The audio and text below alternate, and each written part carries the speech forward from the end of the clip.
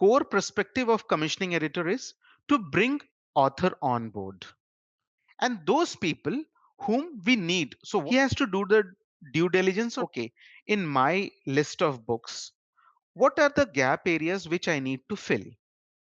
And after seeing those gaps, I need to understand that who will be the best person who can fill those gaps. If it is an academic book, students say that, "Oh, this particular topic holds a lot of weightage in exam. So we want a book for this segment." And then we do our due diligence that, okay, how big this market can be. Then definitely we think on the profit and loss level. And if we find that this is a doable thing, we go in the market and we try to seize the author. At a time we are not doing one book. As a commissioning editor, I have to commission 12 to 15 books. So whatever I will commission this year, either this can be published next year or next to next year. So there are two cycle. One is commissioning cycle where I commission the project and I hand over to editorial thing, and then that thing will become a front list of another year. So the book which will come in whichever year, that will be called as front list. For example, in 2023 I commissioned some title, so this book will be published in 2024.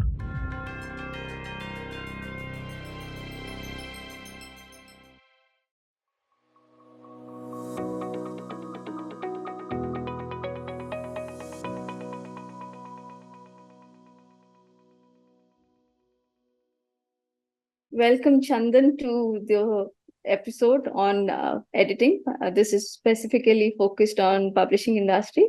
And I would like to begin with a big thank you to Thank give you us to you. your time.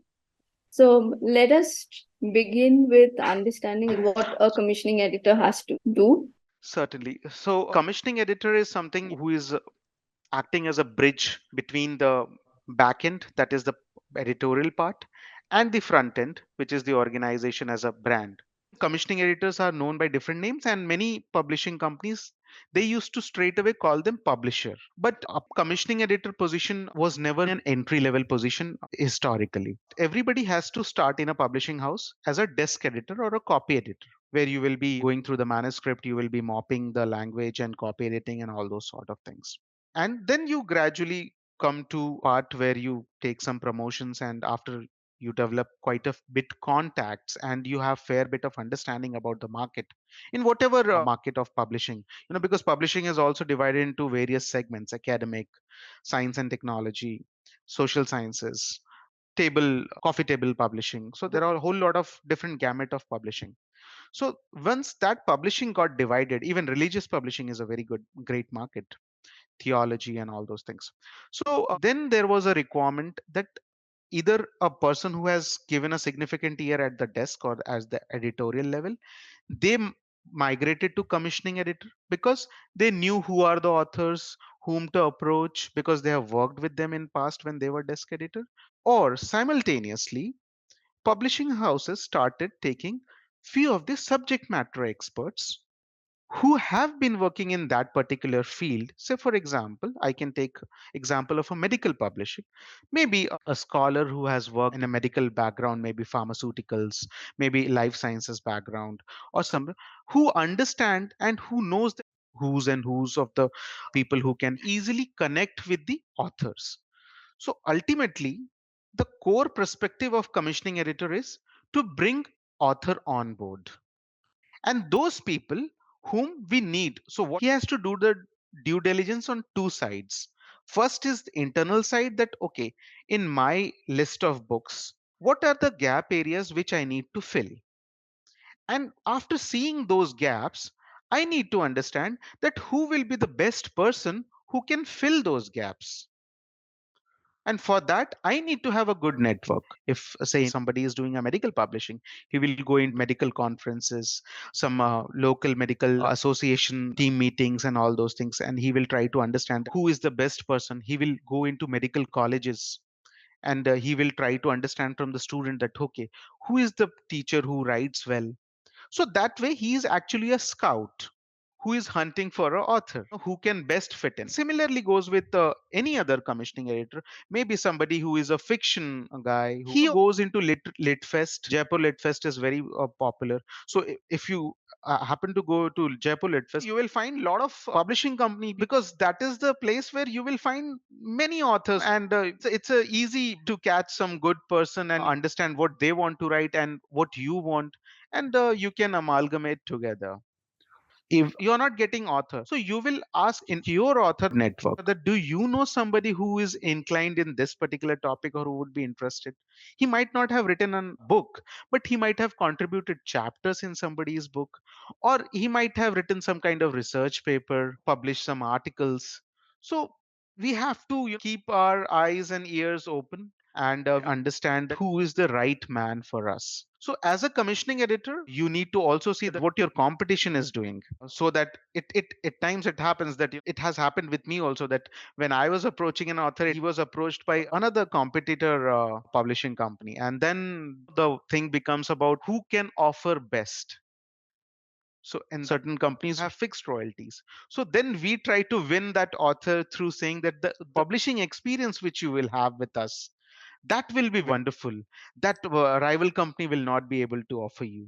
We have got a better set of editorial team who will take care of your manuscript in a very different manner, and overall experience will be there. Then we pitch about our marketing team is good. So as a commissioning editor, my role is not only to scout author, but to bring him on board. On board. I need to be a marketing guy. I need to be a sales guy. I need to be a little bit of legal regulatory guy also, because I need to explain all my contract norms, contract clauses, how those things happens, what are his rights, what are my rights. So in a nutshell, commissioning editor is a position where you need to know everything in bits and pieces. So Mhm. after convincing author that, sir, please come with us, now I need to convince my editorial board that I am bringing so and so person. He's writing on this. He has given me some kind of sample chapters for which I have conducted a blind review with some sample size of survey from audience, and we have got these kind of feedback. So I need to play a role of a person who conducts quantitative and qualitative analysis. So I think this profile is very exciting, in which you are doing some kind of market research also. What are the other publishing houses, how their books are doing, how my book will fare against that book. So for that, I need to do pilot study. So whole gamut of things, a little bit of legal, a little bit of market research, marketing, sales, and definitely editorial to great extent. You have to be on field. If a commissioning editor who is sitting on desk, then he is not a real commissioning editor. You have to be on field. You collaborate a lot with your sales colleague, marketing colleague, because we know better who is the author, what kind of a persona he is. So we get a lot of marketing input, how to create marketing blurbs and some content which we supply. So commissioning editor is a person who is in touch with every internal as well as external stakeholders. So very So, exciting Chandan, position. okay. So, Chandan, you mentioned that typically what earlier used to happen is one would start as a desk editor and then they would move on to through promotions and maybe arrive at commissioning editor role, right? Yeah. And but now that path one need not necessarily take and one can come into commissioning editor role. As I understand, this is not where you are actually performing as a editor in sense of reviewing document and writing things and rewriting. That is not part of your role at all. You are actually scouting for authors, scouting for titles that will work in the industry or work in the market, right? Yeah. And then pitching it So to that your is there. internal stakeholders. Exactly. But it's not there. We need to go overview the manuscript also, not in a greater extent as the editorial team, because at times in academic publishing, like in medical or in science and technology, commissioning editor don't go through that. But in fiction, non-fiction publishing, business economics, many a times commissioning editor and their assistant editor, they together go to through the manuscript. So it can differ from publishing house to publishing house, but majorly that work is done by our editorial team. We don't go through the manuscript entirely and mop it, but yes, we know that what is going in and out. And at times we also advise author if something is not going what we visioned it. We advise author that, sir, these elements you should include in the book. This is what is been readed or appreciated by the target audience. So at times author appreciate that, and so that balance also we need to create. So that kind of advice doesn't go directly from the editorial part, but that is routed through commissioning editor. So maximum communication author and the whatever, even at the manuscript development stage, happens via commissioning editor. Okay. So coming back to the career path that we were discussing, so even now, if one wants to come into the commissioning editor from a desk editor, that path still exists, right? Yes, yes, So one yes. can consider that as a career path if they want to come into this kind of a profile that you are explaining. Yes, yes, that portion is still open, and many people do. It's not that people are not doing, but now organizations are even open for someone who has a good network in that particular industry. Because I'll tell you my example. I came from sales background.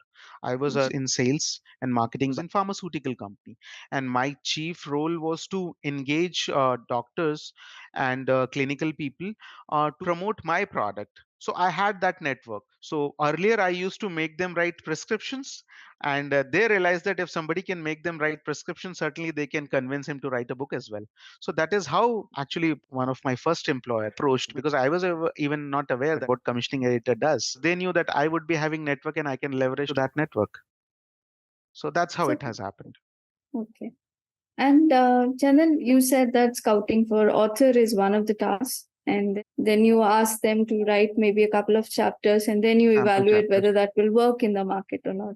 But who decides what kind of content is to be written? That decision comes from various sides. We have our niche.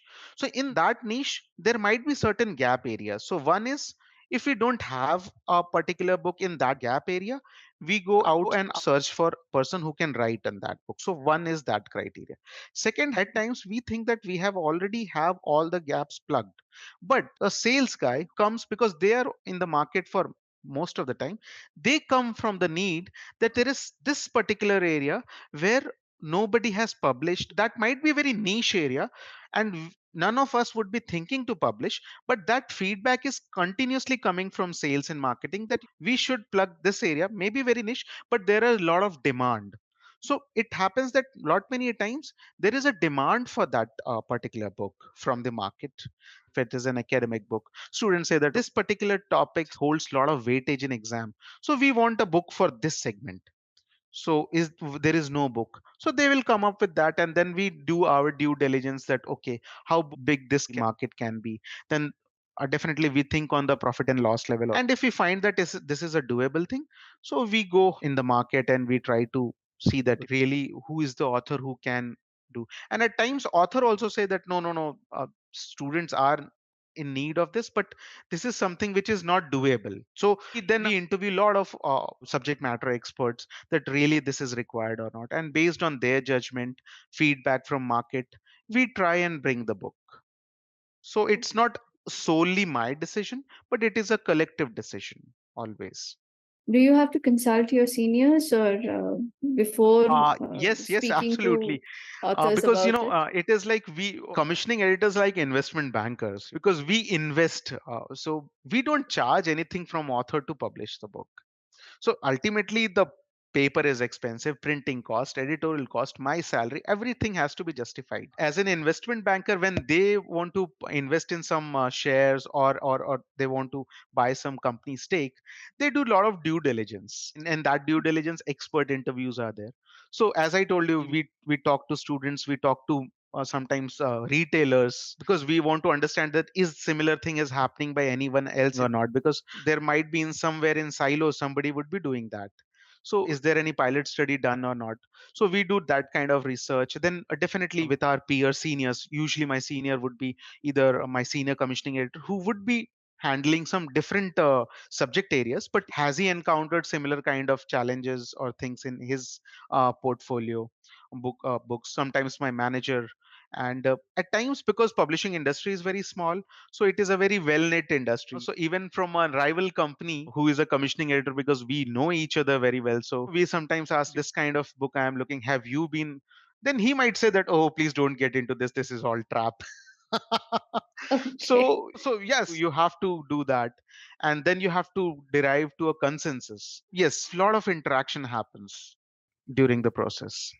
As you have to be outgoing, willing to extract information by Absolutely. And so at networking. times you have to be very good with the people and socially meet at times. We have some literary clubs where we go at times. Although with COVID and all, that has now shrunk. But yes, earlier it used to happen a lot. You have some agencies who work with authors, right? Especially in fiction, Yes. where Yes. people contact the agency so that the agencies can negotiate with the publishers on Yes. behalf of the. So these agencies are called as literary agents, basically. In academic publishing, there are not much agents or agencies like this, but in non-fiction and fiction companies or coffee table books, they are very active because the publishing scale is very high. They have to publish lot many books because they believe in volume thing, because their book is not that pricey. A good fiction book you can buy for 600, 700, or maximum 1,000 rupees. Or even that case, non-fiction is hardly you will find 1,200, 1,500, until unless it has been written by some top-notch politician or some kind of well-known personality. So there they need to publish in scale. So that is why a single commissioning editor who is doing business economics, for example, cannot Mhm. have 50 titles a year. So there, this is where the literary agents come to play. So because I have a lot of friends in fiction and non-fiction publishing, where well-known companies, so they do that.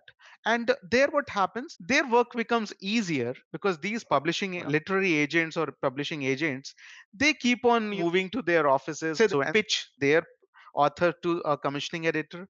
And then commissioning editor has to do the due diligence. He has to go through a little board meeting and go through the sample chapters, and then they have to decide. So a lot of things happens on gut feeling also, that okay, this book will work. But it's not only gut feeling, you do a lot of analytics, because in fiction and non-fiction segment, they also, based on what is the profile of the author and how much as a brand name the author himself can sell the book, so that thing is also analyzed.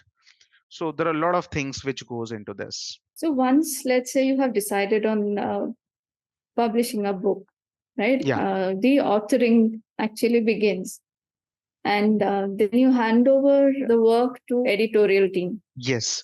So basically, commissioning is like I can say a reception, in a very easy term. We receive things and then we forward to our production team. But there are 2 to 3 phases if author is on board after all the due diligence and all the market survey. We get approval from our editorial board. Everything is okay. We will publish so many set of books. For example, 10,000 copies we will publish at this price. This will be our gross margins, and all those things are freezed now. So then author will give me a manuscript. So that manuscript has to be handed over to my editorial team. So now editorial team structure is like that. As I told you, at the baseline there is a copy editor, then there is a project manager, and then there is a project team lead, and there will be 2 to 3 team lead depending upon the nature of organization, and then there will be a editorial head or editorial director. So usually, as a commissioning editor, I usually talk to the team lead, because he will identify that who is the best suited for doing such kind of projects. Because they also have the people who has been doing in specific niche. For example, somebody is good in business economics. A copy editor comes from a business economics background, so he will give those manuscript to them so that he can critically evaluate. And then they will also have a set of reviewers who will be outside, so they will be sending those manuscript to those reviewers as a blind review, so that they come to know that okay, everything is fine. So I hand over, there is a handover document in which I give them the manuscript and the checklist, handover checklist. And then I will explain whomsoever he will assign the project. So to the copy editor or the project manager, I will explain that how is the author, what is the vision of the author, what is the vision of the book. And This is how what our approach is. This is where the target audience would be. And based on that, after when he is well versed in our meeting, I will do a author and a editor meeting, so that I bring them on the same page, that what is the best time to contact authors, because the authors would be working sometime, or when they are busy, so we come all come on the same table. Usually nowadays it is done through Zoom meetings or Teams meeting, and whatever questions, because these two people are new. The editorial side know me and the author know me, but they don't know each other. So there are issues when there are conflict happens when while development of the manuscript. So there also, so they are, although I always connect them together, but in whatever the communication happens, so I will be always in CC, I'll be copied in the mail. And at times, author, sometimes it happens that author is more comfortable sharing some things which he or she is not able to tell to my editorial colleague. So and then in I can explain him or her in much better way. So that's why, even though book has gone to in a different hand, but you still monitor the project, so you always there. So, as you mentioned, reception, like you Yeah, being a reception kind of yeah, a yeah, a channel, receptionist, you can right? say, in a layman's word. Yeah. Or otherwise, maybe I can say a sponsor for the book. That is The why we book are is known as sponsored. sponsoring editor. One of commissioning editor are known by various names. So certain Mhm. company we call they call sponsoring editors. Okay, yeah, because it's practically sponsoring the book, and now you can actually go Exactly. ahead and start So working. some of the companies commissioning editors are known as sponsoring editors as well. Okay. So now let's say when you said that there are times when the author is not comfortable communicating some of the issues they may be facing with the team, and you are kind of a escalation channel to them, right? That Yes, if I don't yes. get a resolution here, then I go to a commissioning editor. Yeah, because I was the first point of contact to him, and as an publishing house, he knows me. So when I met him as a representative of the publishing house. So somewhere the first person who meets it, he becomes the face of the organization to him. And I dealt with all the critical things, from reviewing his initial sample chapters to bringing him on board, making him understand about the negotiations and contracts and all those things. So to to commission a book, it takes almost 3 months to 6 months time. So in between you are always in touch, so you actually develop a bond between you and author. Negotiation on both sides. Yeah. Okay. And then I can also tell that if at times I need to tell both author and the editor that timelines are very important. If timeline is not met, we will be losing out revenue, we will be losing out on the launch. So there are a lot of things on stake. Now, when you said the timelines are extremely important, so let's say the author has maybe handed over the script and somewhere there's some delay happening. So, how does it impact, or are you kind of talking to the editorial team for completion Yes, of things on yes. time? So, you are So following up with yes, them. yeah. So what happens? Some companies do weekly, some companies do monthly. So depending upon the what kind of workload they have, because we at a time we are not doing one book. As a commissioning editor, I have to also commission 12 to 15 books and pass it on to the. So we do year on year. So whatever I will commission this year, either this can be published next year or next to next year. So there are two cycle. One is commissioning cycle, where I commission the project and I hand over to editorial thing, and then that thing will become a front list of another year. Mhm. So the book which will come in whichever year, that will be called as front list. For example, in 2023 I commissioned some title, so this book will be published in 2024. So this commissioning list, whatever 13 14 books I have in my commissioning list which I have commissioned, these commissioning list, because I handed over the manuscript to editorial, now that will become for 2024 front list. because Front these list. books will Okay. come in 2024 as a front list and they will get published. So whatever publishing in that particular year will become front list. So at any point in time, you are actually handling, basically managing more than 1 year's work, right? In our pipeline, we plan for at least 3 to 4 years.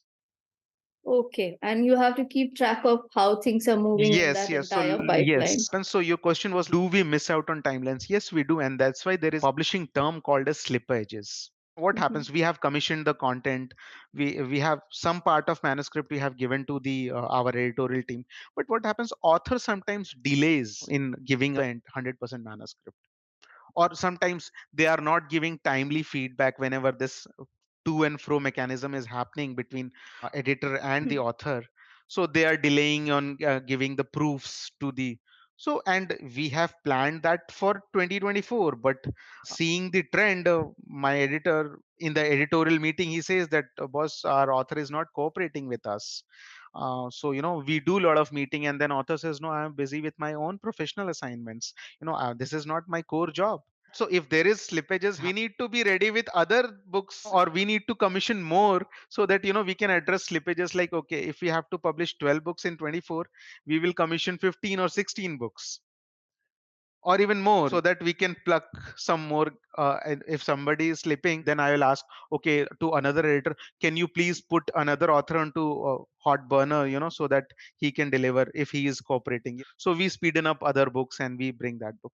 And that is why in my organization, commissioning and editorial meeting happens every month, and where they will tell me that what all the track, how much manuscript we have received, or after manuscript this much level of work has been completed, any roadblocks for this title. So we discuss title by title. And then printing part is there, so that is done by some printing presses. So they take their own turnaround time of, like, for these many print run for this much of page count book, they will take at least 15 to 20 days to print. And then there has to be other process, like you have to dry out cover and all those things. So as a commissioning editor, I am actually overseeing the entire project. I am responsible for revenue also, and to bring the book on time. If book doesn't come on time, then sales people and marketing people will say, losing out on this year's revenue, because you promised us to give this book on May, but now you are saying that this book will come in September. So who will compensate those 2 months? So that's why our position becomes little critical. Yeah. So when you said that there's this printing which is taken care of by some other team, and there are Yeah. vendors who are involved. So who Yes. manages all those aspects? The editorial team? See, if it's a small publishing house, editorial team is in contact with the printer. If it's a big publishing house, there'll be a team of 4 or 5 people, and it is headed by a production manager. So basically, they do the planning. So he will give the editorial team that, if you want to publish on this date, I want the entire thing ready on this date. So he does the backward calculation. I need to foresee that if communication is going to him right or not. And at times we need to push them. Sometimes we go to them and say, will it be okay if that editorial guy gives you 5 days late because the author has delayed the manuscript? Can you manage this in 20 days? Then he will say, okay, I'm doing this time. Or at times he will say, no, no, no, the printer is very overwhelmed with the work. Especially it happens in the year end, because in year end there are a lot of diary calendars, yearbooks get published. So if you are publishing something in January, printers are very much occupied with the work, Mhm. so they cannot squeeze out because they are overwhelmed with work. So So then once you have handed over the script, your role does not end. You are actually communicating with the editorial team and the production team. even has published and gone to the market, then how book is doing, marketing communication. So I will be the one who will be designing some kind of marketing communication, that okay, this is for this audience, or with the help of author I will get that kind of communication from author. At times there would be book launches and something, so marketing guy will ask me that, please ask author if he is ready to go into certain conferences or not. So that kind of communication keeps on happening. And then once book is in market, if book is not doing good, salespeople will come to me and say, the book which you have brought is not doing well, and these are the lacunas and these are the feedbacks. Or sometimes I need to go to market and understand that, then I go back to the author and say that, sir, these are the lacunae in the book, and in next edition we need to sort this out. If the book has sold in good numbers and stock is not there, so rather than reprinting it, we will bring a revised reprint, where if the edits are minor we can do that, and if edits are major then we have to wait for the stock gets exhausted. And or else if we have achieved our margins, then we will bring the second edition. At times it also happens that many books don't sold, that doesn't get sold, and they are lying in warehouse and they never see the second edition. Mm-hmm. So that is the risk. And fact, publishing houses earn from their 10 to 15% of title only. Would actually give them the entire business. Rest, most of the books able to achieve their break even, because paper is used, book is not selling, and in warehousing it's getting cost. So we do a lot of pulping. Because of now new technologies and all, we are able to do shorter print runs. What is the pulping? Pulping is like destroying the books. If book is lying in my warehouse, it is a cost to me. So then there are certain scrap vendors who take these books, like we give our newspaper to a scrap dealer. So in publishing term, that is called pulping, because they again use that paper, recycle it. Now, when you say that only 10 to 15% of the books really give you the revenue that the publishing houses earn. Yeah, So, for you, one of the key responsibilities or one of the key appraisal parameters, I believe, will be about what percentage of your books have performed. Is that correct? absolutely. See, in different publishing, see, as I said, publishing domain has also different subject areas or the domains. So in certain area where a 10,000 copy would become a bestseller, if somebody Mhm. sells 10,000, maybe in some other in academic publishing books, even somebody who is selling 30,000 copies might not be a bestseller, because they're say for example school books. There would be certain books who would be selling in lakhs of copies. So if somebody is tapping into 30,000 market is not something. So it's fairly depend on what level and what scale you are operating. But yes, there are good number of books. Like if I just quote an example in medical, so medical undergraduate market currently is of 90,000 student intake per year. So there are books which are selling 70, 80,000 copies. There are certain publishing houses, and that is a big number for them, because medical books are expensive. They are not 500 or 800 books. They goes in 1500, 2000 rupees. So that economies of scale has been achieved both through volume and through values. So that is there. And a small publishing house of same, who is a new entrant in medicine, but if he's also managing to sell even 10,000 copies, and he's capturing even lesser than that, say 5,000 copies, and he's capturing 2% or 5% market share, but because the price is the key player, he is also making profit because his overhead cost is less. So it definitely depends on what size you are operating, what kind of expenses and overheads you have. So that is why I told, we have to do that prior to commissioning that book. That is called P&L, profit and loss document. Some people call it as a cost and finance management. Some people call it as P&L sheet. There are different name in different organization, but you need to do that analysis, and that is very rigorous analysis. Every cost is encountered there. Paper is Mhm. expensive. So what kind of paper if we will use, so that we will be able to achieve our gross margins and profitability. Do you So even the decide that? Yes, yes. So what Oh. quality of paper? So, if see the paper is actually paper, there are various kind of papers, but if I'll tell you, paper is actually judged on its weight, how much paper weighs. So paper is actually, there is a technical term called as GSM, gram per square meter. So there are paper quality of 80 GSM, 90 GSM, 60 GSM. Textbook, a good textbook gets published in 70 GSM, 80 GSM. And then in GSM also there are qualities. You will find that certain books have glossy paper, and some of our books have rough paper, that is called as matte paper or art paper. So Mhm. there are various quality of paper. So those quality and the weight, it has got different prices. So at times when we are not getting our margins, we try to play with the paper quality also. So that maybe 80 GSM gloss, no, it's very expensive. Let's bring it to 70 GSM and art paper. So that cost is very significant difference. So this is how, if we reduce the quality little bit, our margin increases, so profitability also increases. So that kind of forecasting and all those things are there. How much number of copies we will sell in first year, second year, and how much print run we should do, so that optimum print run will give us the size of print. If you will print very little quantity, it will cost you more. If you will print very high quantity, it will cost you less, but then your warehousing cost will increase. So that sweet spot you have to identify, that what should be the optimum quantity. For that, all these Excel sheets are there, which are very well programmed. So we play with all these things. When I started this, it used to take days sometimes to understand what nickels you need to play with and how you can come to that sweet spot. But now, yes, we are very well familiarized, but this is also one of the important part.